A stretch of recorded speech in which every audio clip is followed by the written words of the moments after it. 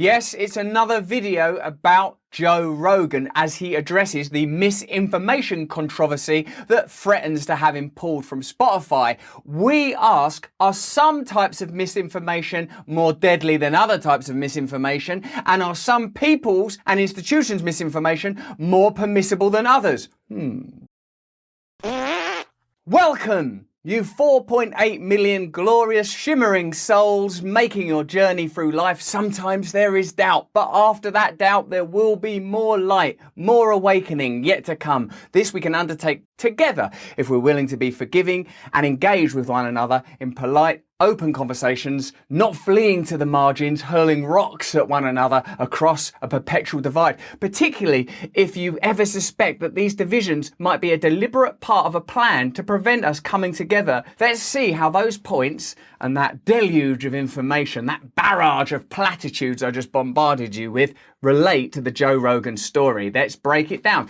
Obviously, what you know has happened is Joe Rogan had some guests on his podcast that spoke about coronavirus, mandates, vaccines, etc. Now, of course, Joe Rogan has already said that he's sorry and that he's going to do better. So Joe Rogan, whether or not as a response to Spotify or as a response to his own feelings, has apologized. So that's the end of that, in a way, isn't it? He said, all right, I'll do better now. So let's have a look at what else is going on around this subject and what it tells us. Before we do that, let's look at the timeline. 2 weeks ago, 270 doctors demanded Spotify censor Joe Rogan and take action against the mass misinformation. Now, remember, we did a video on that, and obviously you now know that many of those people weren't doctors. One person was a vet. I love vets. Another person was a podcaster. I love podcasters. But it's weird. It shows that there's an agenda at play, even presenting them as sort of doctors, and then, you know, they're not doctors. That's the management of information.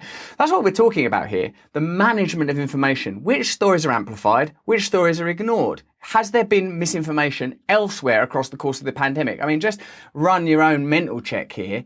Do you remember ever being told anything during this pandemic which later on has proven not to be true? Have you at any point been told stuff? Let's have a look at that later. So Neil Young demanded his music be pulled from Spotify. Other artists joined, such as Joni Mitchell. Heart-wrenching, really, isn't it? Because like these are all people that we totally like. I'm old enough to sort of love Neil Young and Joni Mitchell. So like, I'm like, oh no. The hashtag delete Spotify and Spotify deleted trended. That's going to scare them. But what will scare them at Spotify even more? Share price fell. It lost over $2 billion in market value. One thing people don't like in big business, I've noticed, is people taking away their money. Amazon and Apple Music have since flaunted support for Neil Young with special deals and playlists. Now, you might have seen the brilliant Breaking Points video where Crystal and Saga talk about the financial interests that could be at play. Purely speculative, well worth a watch, because they point out that many great artists have sold their back catalogue, because 70% of the music we listen to is old back catalogue stuff. So there's a huge value in these things. So it's not straightforward matter of principles. I'm making no accusations, certainly not around heroes like Neil Young and Joni Mitchell, but there is a financial component. And when there is a financial component in a capitalist consumer democracy, you have to consider that as one of the factors. Well, let's take that off the table, the main thing we all live our lives by, that you have to do a job to get money. Forget that. Now, let's look at morals and ethics and those things that you barely notice till someone tries to use it against you as a weapon. Young said of Amazon, all listeners to Amazon Music will automatically get 4 months free. Amazon has been leading the pack in bringing high-res audio to the masses, and it's a great place to enjoy my entire catalogue in the highest quality available.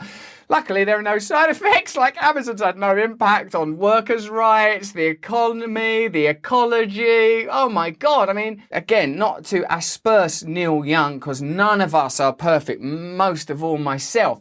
But if what you have is a kind of ideological agenda, then surely, you know, when you're talking about Amazon, you're going to have a little bit of reticence about banging the drum, because you'll be like, also though, there's songs that I sang for years and years that directly address sort of what Amazon's come to typify. Just over a year ago, Young sold 50% of his publishing rights to his entire song catalogue to Hypnosis Song Fund, a UK-based investment fund, in a deal worth a reported $150 million.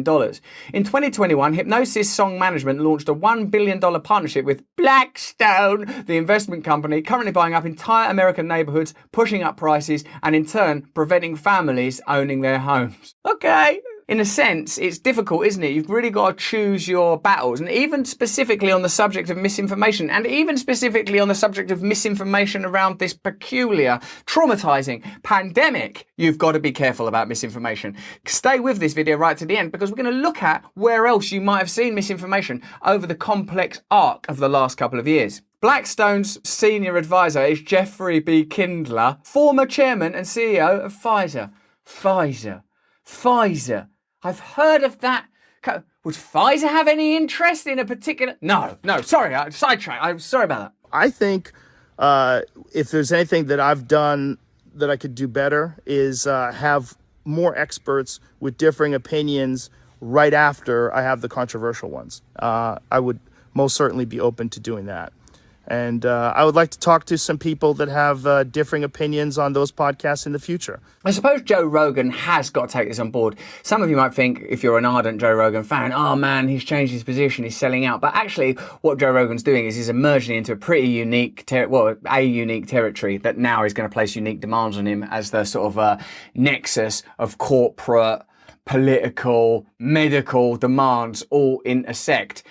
My personal opinion, and you know I don't offer these lightly, is that, yeah, you want to hear everybody. You want to hear everybody. And like what Joe Rogan's come from is literally something he done like on his own to something that now is sort of set in the news agenda around the world. So obviously that would require adjustment for anybody who finds themselves in that position. So my pledge to you is that I will do my best to try to balance out these more controversial viewpoints with other people's perspectives so we can maybe find a better point of view. Also, what Joe Rogan's saying here is that I'm willing to evolve and change in pursuit of something better. You never see the mainstream media address something in this manner. That's why Joe Rogan is so popular. Joe Rogan's not a bloody news channel. It's a podcast conversation, for one thing. So comparing it directly to science is a bit unfair, and comparing it to mainstream media, and we know where they're funded and what their agenda can often be regarded as, that's already an unfair comparison. Now have a look at this. This is Rachel Maddow talking about vaccinations earlier in the pandemic. Now let me be clear here. I have absolutely no opinion on your life and your medical procedures. Of course I don't. Why would I? What do I know? What could I claim to know? I've never been to university or higher education of any kind, except for showing off school, which I think is pretty apparent. Now, Rachel Maddow here, while towing the official line and what was believed at the time, maybe if you take skepticism and cynicism and doubt and interest in conspiracy completely out of this, this is Rachel Maddow saying, get vaccinated. Once you're vaccinated, the virus stops. The virus can no longer transmit. Now we know that the vaccines work well enough that the virus stops with every vaccinated person.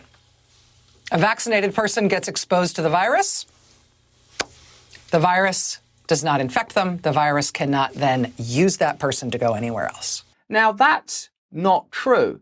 Maybe Rachel Maddow, and here's what I would say, Rachel Maddow, at the time she said it, believed it was true. So cool.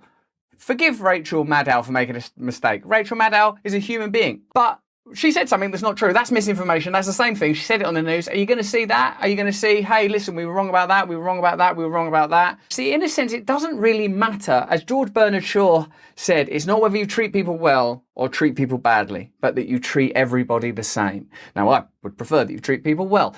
But the idea that you've got a principle, a guiding light, is necessary, because otherwise what happens is the most powerful interests in the world just dominate the way narratives go, and when you start realizing there are financial undertones to any particular story, it's impossible to extract them from the outcome of the narrative, from the intention of the story. So again, I'm not criticizing Rachel Maddow or Joe Rogan. Like, these are all people, human beings, like you and me, living in the world. What I'm saying is when there's an agenda or a sort of an intention, let's look at what the component parts could be. That's the purpose of our channel. Not to tell you what to do with your life, not to tell you what to believe in, what not to do, or what to do, just to say, what might this be? What might it be? Let's look as best we can, knowing that we're not perfect either, but together, 4.8 million of us, maybe we can get somewhere. You'll love this piece by Branko Markotic in Jacobin, talking about Joe Rogan's challenges here. If we were being honest about the situation, we'd admit that Rogan's just one of many purveyors of COVID misinformation, and that the others include a who's who of liberal politicians, public health officials,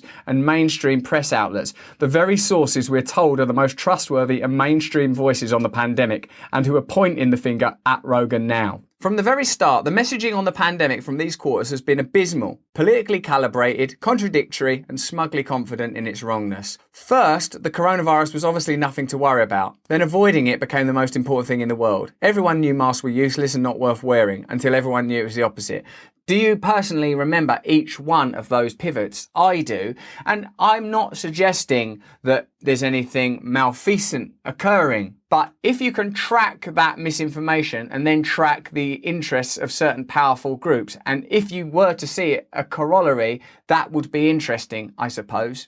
Some of this owed to the initial lack of information about the virus, as well as its constantly evolving nature. So, you can imagine them defending it. Yeah, but we didn't know that then. Oh, what? But Joe Rogan's got to be perfect. But as that last entirely unforced error by public health experts show, far too much of it wasn't. There are too many instances of this incessant intellectual whiplash to list, especially in the United States. Public health experts overwhelmingly agreed a national stay-at-home order was needed to stop the virus until the liberal science-believing candidate they backed won and ruled it out, at which point they never mentioned it again. Trump's pledge to roll out a vaccine within a year was an objective falsehood to the point it was fact-checked at the time, only for media outlets to criticise him for rolling it out too slowly once exactly that happened. His challenger's liberal running mate publicly aired a vaccine hesitancy talking point, an attitude that has become unconscionable and beyond the pale among her supporters once she entered the White House. So,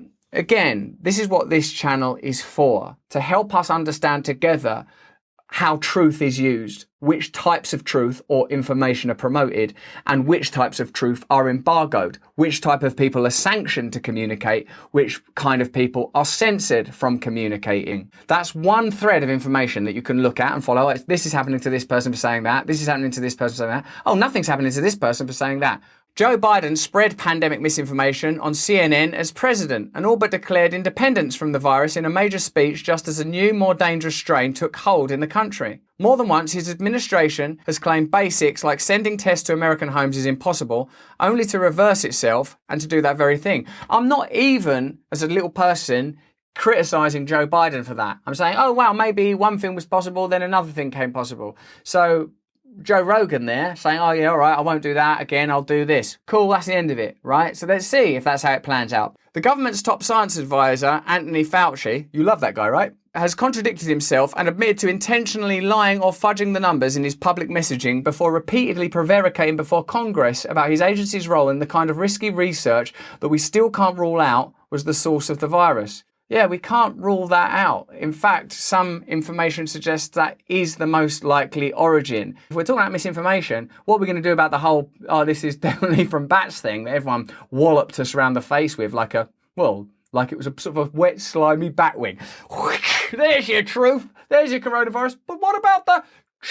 At times, Fauci has sounded like a farmer lobbyist defending the intellectual property rights of companies over the desperate public health need to get the world vaccinated as quickly as possible. That's from the Jacobin. To top it off, this publicly discredited figure, trusted mostly by the cable news-obsessed base of the current president's party, then claimed attacking him was actually attacking science itself, which is the same paradigm as actual Jesus. I am the light, the truth, and the way. The Father and I am one. You can check that in the Bible. The Centers of Disease Control and Prevention, CDC, the agency meant to give people the cold, hard facts of health advice about this pandemic while staying above the political fray, spent the second half of last year publicly undermining itself. Do you know what we're doing? We don't know what we're doing. First, under pressure from lawmakers and some public health experts, it relaxed guidance mandates for the vaccinated early last year, mere months after refusing to do so. The move led to lower mask uptake overall, and for state governments to scramble to update their policies with many relaxing mandates before the CDC reversed itself again a couple of months later. Under criticism, it was out of step with other expert bodies. Since then, the CDC halved the isolation period for those who caught COVID, making the US quarantine period completely out of step with other countries. Let's be honest with ourselves. Has Rogan's podcast really done more to damage public trust in scientific research and sow doubt in the credibility of medical advice than this non-exhaustive list of own goals from experts? As always, censorship and similarly heavy-handed measures are the desperate resort of someone who refuses or has simply given up on tackling the root causes of a problem. The liberal cause for internet censorship as a means for dealing with the virus has been a depressing staple of the US pandemic response. Meanwhile, the structural factors that keep people mistrustful of public health, a private insurance-based healthcare system, a lack of money and time, decades of neoliberal policy go largely unmentioned. Just as well, otherwise people might actually start demanding some serious changes to the US economy. So there's the whole distraction component to this as well. Have a look at the video we made about underfunding in US hospitals and how that narrative is never promoted. If Spotify booted Rogan and the US government banished him to the Arctic, you would still get mistrust. Demand that Rogan be censored if you like, as illiberal as that is. But let's not pretend it's a solution. There, in fact, is the thrust of this story. Joe Rogan, by his own admission on camera, has said he's going to do things differently. The mainstream media and the government itself and government-funded agencies are responsible for misinformation, pivots, contradictions, hypocrisy. That's all just been laid out for you. Not to mention, you've experienced it. You don't need the media or me to tell you that. Remember your own life. Hang on, that happened, then that happened. They said this, then they said that. They told me this, then they told me that. You remember all that stuff, right? So, if it really is about misinformation, let's treat everyone's misinformation in the same way. Otherwise, conclusions could be drawn that some misinformation is valuable and important and helps the interests of the powerful, so it's never addressed, never ever excluded, never edited or censored, whereas other misinformation is a problem. And you decide for yourself what might be causing that. We'll put a link in the description to Saga and Crystal's video. We'll put a link in the description to this article in Jacobin, and you can have a look at those things for yourself, and you can have a look at the videos that we've done. Me, personally, I say open conversation, willingness to hear all sides, and remembering that these divisions are artificial. We have all got sons and daughters and uncles and aunts and friends and brothers and cousins. That have all sorts of different ways of identifying around every single issue, and we love them because they're human. We don't want homogeneity, heterogeneity, sameness. We want a varied, diverse, inclusive, open, friendly, beautiful society where people can be who they actually are. And if you think that censoring Joe Rogan is in the service of that idea rather than in the service of financial interests, then let me know in the comments below and help me to understand that, because I must say, that's not how I see it. But that's just what I think. Again, let me know what you think in the comments below. Give us a like, subscribe to my channel. We're chasing that 5 million number. We're so close, 4.8 million. Imagine the day where I go 5 million glorious wonders. Won't that be a joy? Have a look at the videos that I've recommended to you. Sign up to my mailing list so I can communicate with you continually. Tell me about my live shows in March and April. Have a look at the link in the description. We can talk about the last couple of years. Connected as one. Stay free.